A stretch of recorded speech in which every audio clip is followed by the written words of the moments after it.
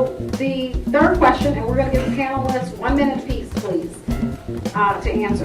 What role and responsibility, if any, do public officials and educators, faith-based and neighborhood leaders have in creating a socially healthy community, city, county, state, nation, and world?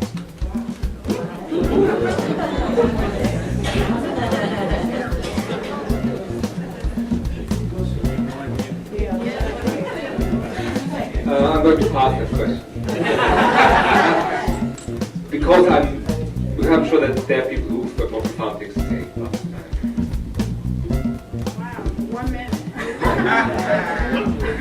I think we're probably going to walk away with you with more questions than we can answers, and I think this is a good start to the dialogue. But we certainly have, as educators, as community leaders, as public officials, we have a huge responsibility because we are the ones that are supposed to be the imparters of knowledge to the next generation. But not just that, is we are supposed to build a culture of learning, thinking, analysis for our young people.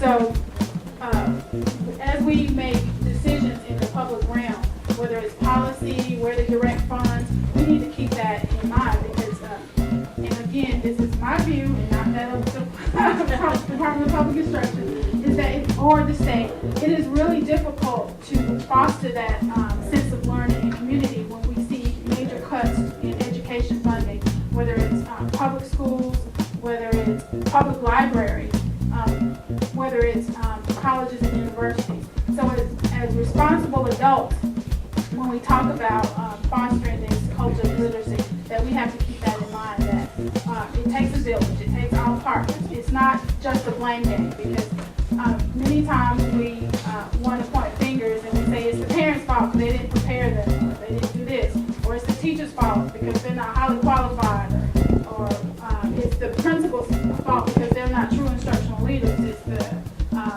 school board's fault because they don't really understand what's going on, or it's the state's fault because they're not developing the appropriate curriculum.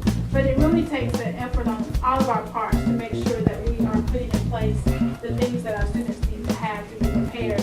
And looking at the legacy of Timbuktu, one of the things that we didn't have enough time to really go into, but not just the legacy of literacy, but the legacy of peace. And I think those two things go hand in hand because students can't really perform in school that's not a peaceful and conducive environment for learning. And when we look at, I think one of the questions asked us to talk about cultural understanding. That has to be a part of our schooling, K-12, but it also has to be cultural understanding has to begin at home.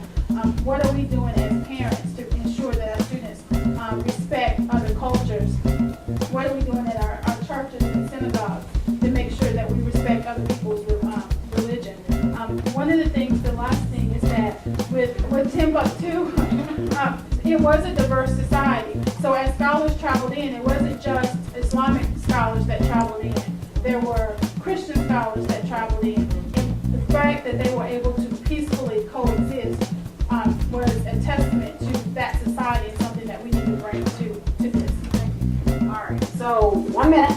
Thank you. We appreciate that because those were some fascinating and wonderful comments. But that I think that you do bring out something, Ms. Ward, and that is that this is just the beginning. I mean, we have been doing these discussions, but this is part of the process.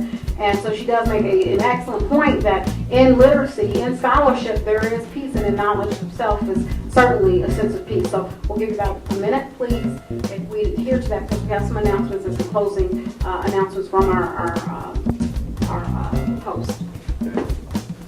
I don't have much to that, but just the bottom line is when you look at the history of Timbuktu, there were centers of learning. The influencers in the cities were the scholars, and this filtered all the way down to the homes, from marriage problems being solved by scholars in the homes. Mosques became centers of true reconciliation. There's no peace without reconciliation. That's the thing we got to remember. It's not, it's just peacekeeping. The scholars were ambassadors of peace. So one of the